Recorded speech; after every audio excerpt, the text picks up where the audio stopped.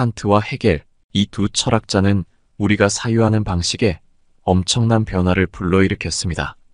칸트는 우리가 인식하는 세계의 틀을 새롭게 정립했고, 헤겔은 역사와 정신의 발전을 통해 인간의 진정한 자유를 탐구했습니다. 그들의 철학은 단순한 이론이 아니라 오늘날 우리 삶의 중요한 질문들에 대한 깊은 통찰을 제공합니다. 예를 들어 빵을 훔친 절도범에 대해서 칸트와 헤겔은 과연 어떻게 생각할까요? 이 영상에서 우리는 이 두 거장의 사상을 통해 인간 존재와 세계를 어떻게 바라봐야 할지 탐구해 보겠습니다. 오늘의 이야기 끝까지 시청 부탁드립니다. 칸트의 국가관과 이성에 대한 철학은 그의 윤리학과 정치 철학에서 중요한 위치를 차지한다. 그는 국가와 이성, 그리고 도덕적 행위의 관계를 심도 있게 탐구하였으며 특히 개인의 자유와 국가의 역할, 그리고 이성에 근거한 법과 도덕적 질서에 대해 깊이 있는 견해를 제시하였다. 이성은 칸트 철학의 핵심적 요소로 도덕적 행위와 국가 질서 모두가 이성적 원칙에 의해 정당화된다. 첫째, 칸트의 국가관은 법치주의와 도덕적 자유라는 개념에 기초한다.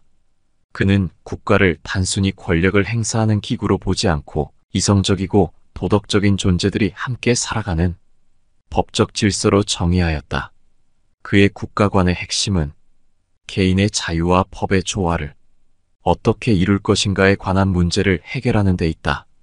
개인의 자유를 존중하는 동시에 그 자유가 무질서로 이어지지 않기 위해 법적 질서가 필요하다.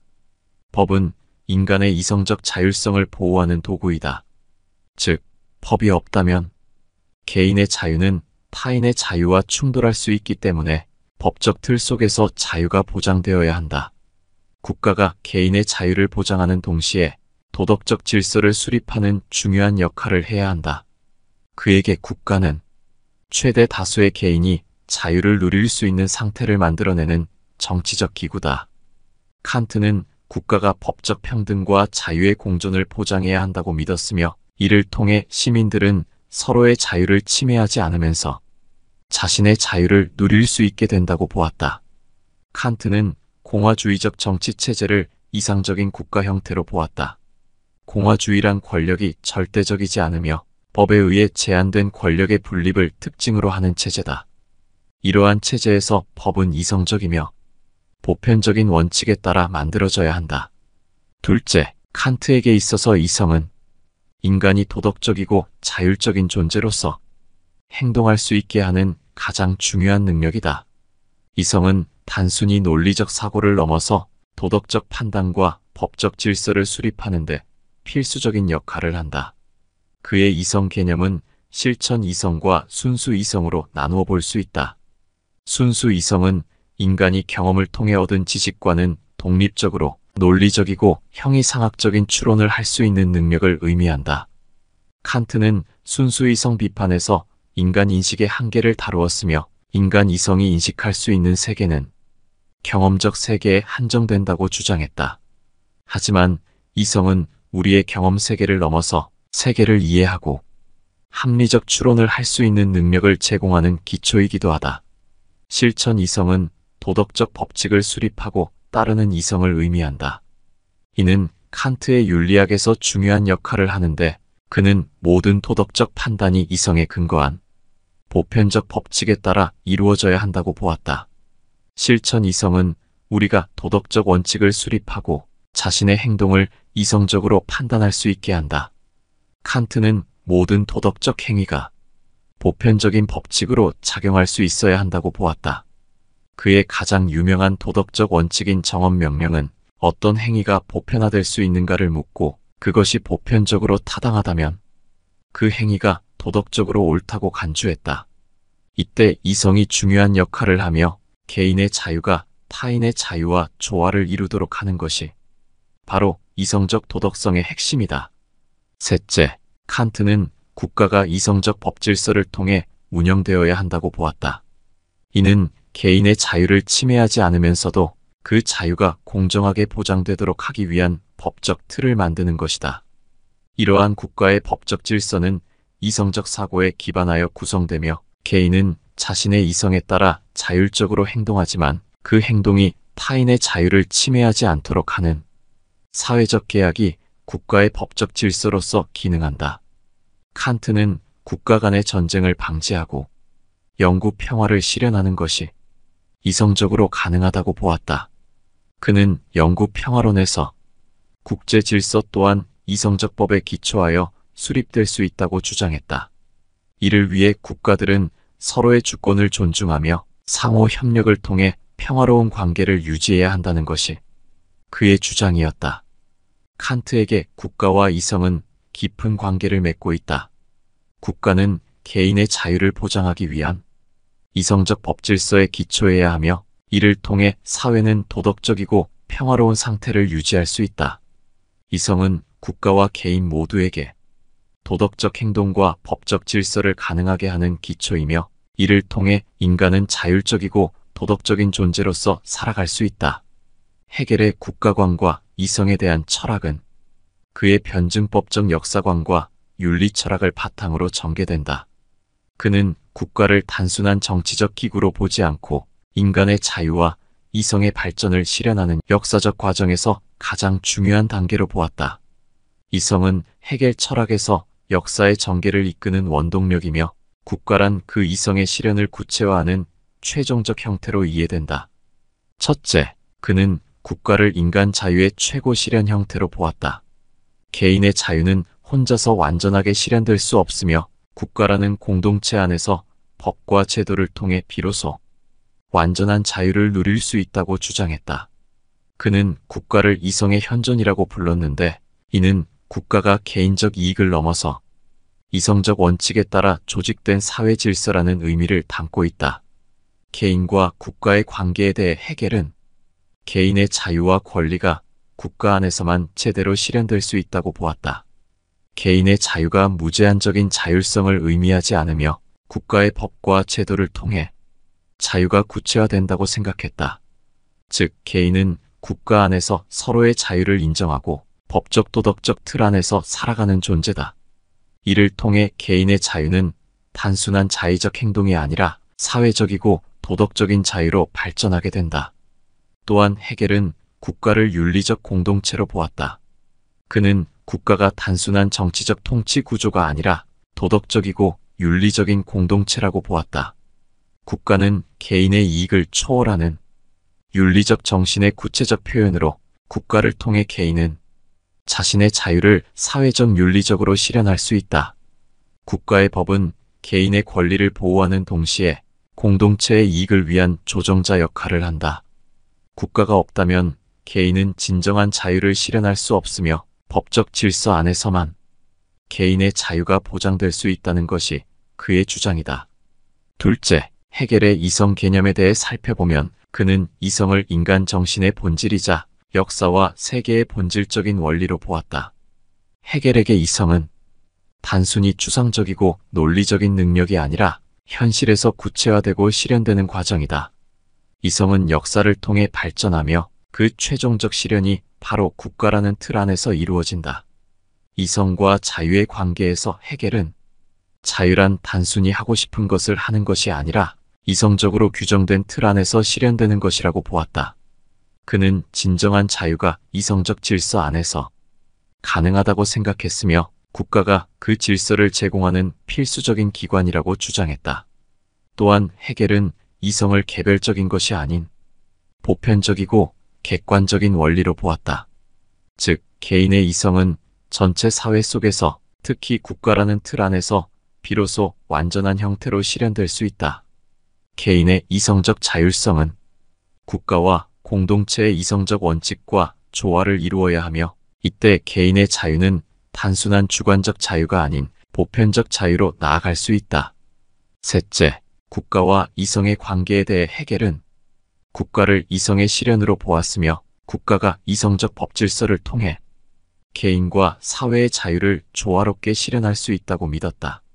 국가가 단순히 개인의 이익을 보장하는 기구가 아니라 보편적 이성의 구현체로서 모든 개인의 이익과 공동체의 이익을 통합하는 역할을 한다고 보았다. 이성적 법질서에 대해 헤겔은 국가의 법이 이성적 원칙에 기초한 질서로 개인의 자유와 공동체의 윤리적 질서를 조화롭게 연결하는 역할을 한다고 주장했다. 법은 단순히 억압적이거나 형식적인 것이 아니라 이성적이고 도덕적 원칙에 기초해야 한다는 것이다. 헤겔은 국가를 인간의 자유와 이성이 궁극적으로 실현되는 최고의 형태로 보았다.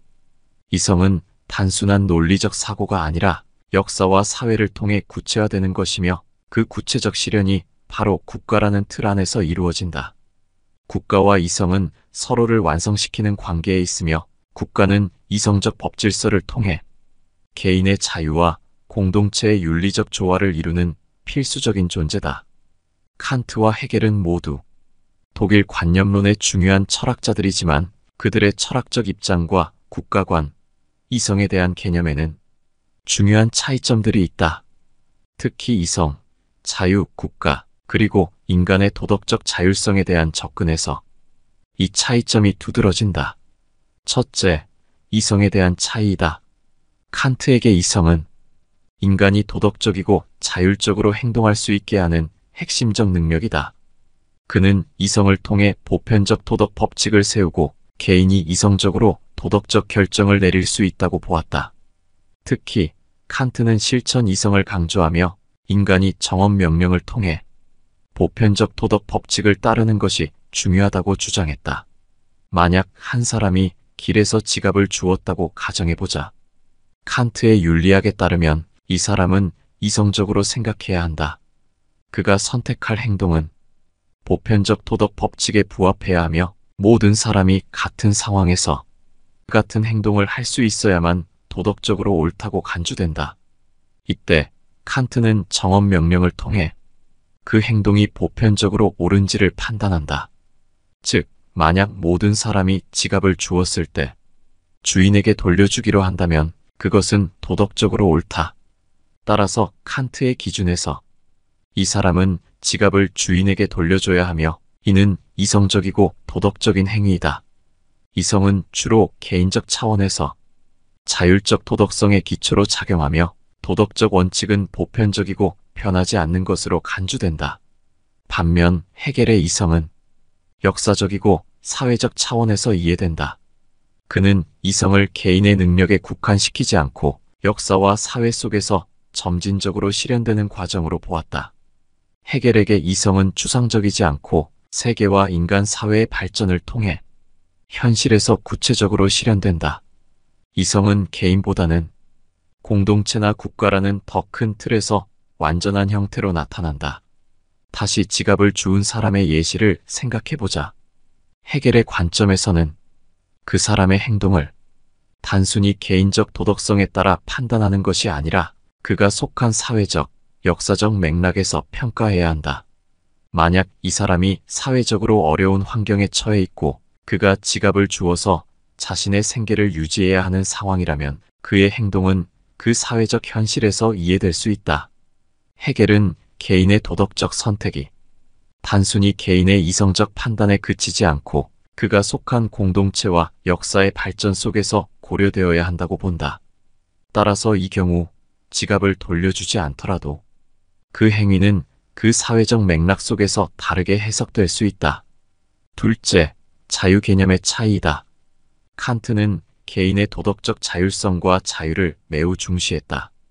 그는 자유가 단순한 자의적인 행동이 아니라 이성에 의해 규정된 도덕 법칙을 자발적으로 따르는 능력이라고 보았다.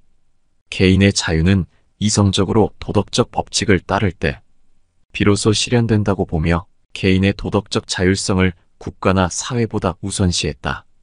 예를 들어 한 사람이 자신에게 금전적 이익이 되는 부정한 행동을 할 기회가 있다고 가정하자. 칸트는 이때 이 사람이 진정으로 자유로워지려면 이성적이고 도덕적인 법칙을 따르는 결정을 해야 한다고 본다. 금전적 이익을 얻는 것이 유혹적이더라도 그는 도덕적 법칙에 따라 부정을 저지르지 않기로 선택한다면 이때 그는 이성적으로 도덕적 결정을 내린 것이고 진정한 자유를 실현한 것이다. 칸트에게 자유는 자율적으로 이성에 따라 도덕적 법칙을 따르는 능력에서 나온다. 반면 헤겔은 자유를 더 구체적인 사회적 차원에서 이해했다. 그는 자유가 개인에 고립된 상태에서 완전하게 실현될 수 없다고 보았으며, 자유는 공동체와 국가 안에서 상호작용을 통해 실현된다고 주장했다. 개인의 자유는 국가와 사회라는 더 큰 틀 속에서만 완전해질 수 있으며, 국가라는 틀이 개인의 자유를 규정하고 보호하는 역할을 한다고 보았다. 예를 들어 동일한 사람이 부정한 행동을 할 기회를 마주했을 때 헤겔의 관점에서는 그 사람의 자유는 사회적 틀 안에서 정의된다. 그는 자신의 행동이 공동체와 국가 전체의 이익에 어떻게 영향을 미칠지를 생각해야 하며, 공동체 안에서 자신이 맡은 역할을 고려해 결정을 내린다. 즉, 자유는 공동체의 규범과 국가의 법 질서 안에서 실현되며, 이 사람의 선택은 자신만의 이익을 넘어서 사회 전체의 조화 속에서 이루어져야 한다. 이때 그는 자신의 자유를 공동체 속에서 완성하는 것이며, 국가라는 틀이 그 자유를 보호해준다. 셋째, 국가 간의 차이이다. 칸트는 국가를 개인의 자유를 보장하는 법적 질서의 틀로 보았다. 국가는 개인의 권리와 자유를 보호하는 기구이며, 법을 통해 개인의 자유가 조화롭게 실현될 수 있도록 해야 한다고 보았다. 칸트는 개인의 도덕적 자율성을 중시하면서도 이 자율성이 법적 틀 안에서 실현되어야 한다고 주장했다. 그러나 칸트의 국가관은 개인의 자유와 권리에 중심을 두고 있으며, 국가의 역할은 최소화되어야 한다는 점에서 제한적이다. 반면 헤겔은 국가를 인간 자유와 이성의 최고 실현체로 보았다. 국가란 개인의 자유가 사회적, 윤리적으로 실현되는 곳이며, 개인은 국가의 일부로서 비로소 완전한 자유를 누릴 수 있다고 주장했다. 예를 들어 한 개인이 자신의 표현의 자유를 행사하고자 한다면, 국가는 그 개인이 자유롭게 의견을 표명할 수 있도록 법적 보호를 제공해야 한다. 칸트는 법을 통해 개인의 권리와 자유가 조화롭게 실현될 수 있도록 해야 한다고 주장했다. 만약 어떤 사람이 자신이 원하는 방식으로 의견을 표현했을 때 그 의견이 비판을 받거나 제재를 받을 경우, 국가는 그 개인의 표현의 자유를 보호하는 역할을 해야 한다. 그러나 칸트에게 있어 국가는 개인의 권리와 자유에 중심을 두고 있으며, 국가의 역할은 필요 최소한으로 제한되어야 한다. 이는 국가가 개인의 자유를 지나치게 제한하지 않도록 보장해야 한다는 것이다. 헤겔에게 국가란 단순히 개인을 보호하는 기구가 아니라 인간 정신과 이성의 궁극적 실현 장소다. 국가는 단순한 제도적 틀을 넘어 윤리적 공동체로서 개인의 자유와 도덕적 삶을 조화롭게 만들어준다. 예를 들어 개인이 공동체의 일원으로서 어떤 사회적 역할을 수행할 때 그는 비로소 완전한 자유를 누릴 수 있다고 보았다.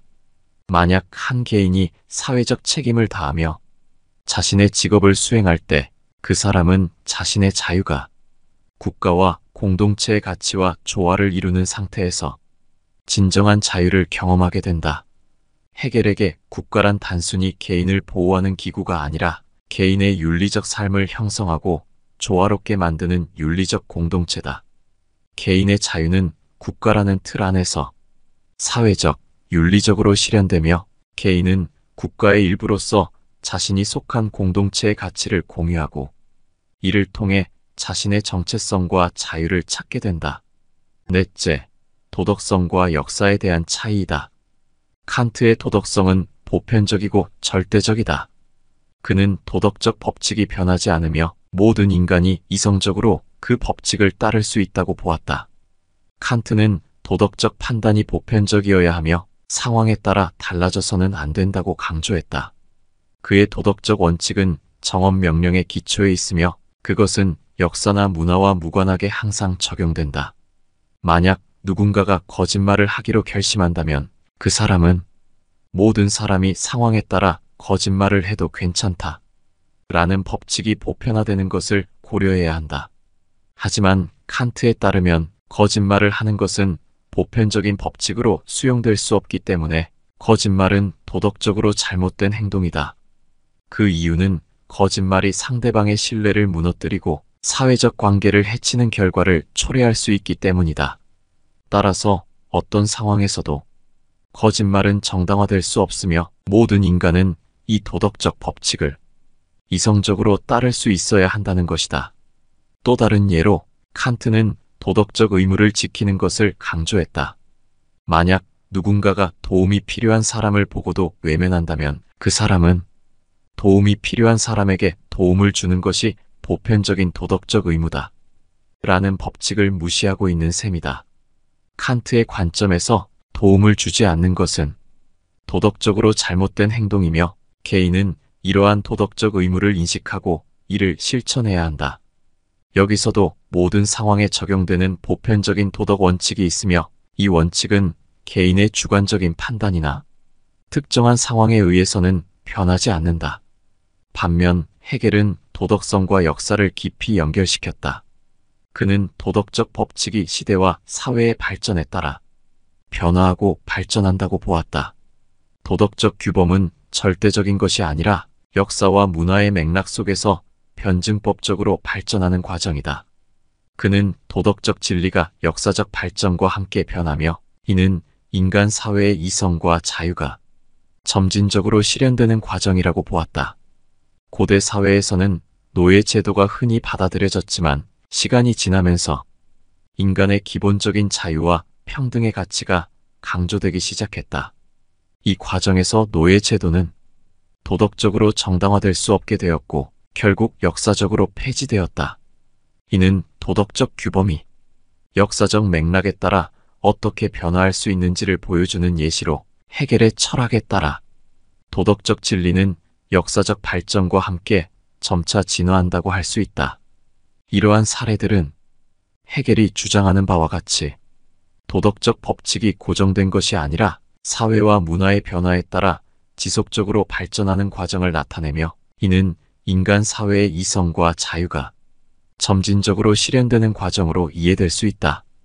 칸트와 헤겔은 모두 이성과 자유, 국가에 대한 깊은 철학적 고민을 했지만 그들의 접근 방식에는 중요한 차이가 있다. 칸트는 보편적이고 개인적인 이성적 자율성을 강조하며 국가를 개인의 자유를 보호하는 최소한의 틀로 보았다. 반면 헤겔은 이성과 자유가 역사와 국가를 통해 구체화되는 과정이라고 보았으며 국가는 인간 자유와 도덕적 삶의 실현을 위한 필수적인 윤리적 공동체로 이해했다. 칸트와 헤겔이 남긴 철학은 단순히 과거의 사상이 아닌 지금도 우리에게 깊은 통찰을 제공합니다. 그들의 생각을 통해 우리는 자신과 세계를 더 넓게 이해하고 삶의 본질에 대해 끊임없이 질문할 수 있습니다. 오늘의 영상이 여러분의 사유를 확장하는 작은 계기가 되었기를 바랍니다. 철학은 끝없는 여정입니다. 앞으로도 함께 그 길을 걸어가며 더 많은 진리를 탐구해 나가길 기대합니다. 칸트와 헤겔에 대한 질문이 있다면 댓글로 남겨주시면 답변드리겠습니다. 끝까지 시청해 주셔서 감사합니다. 여러분의 마음이 탄탄대로로 뻗어나가는 마음의 대로입니다.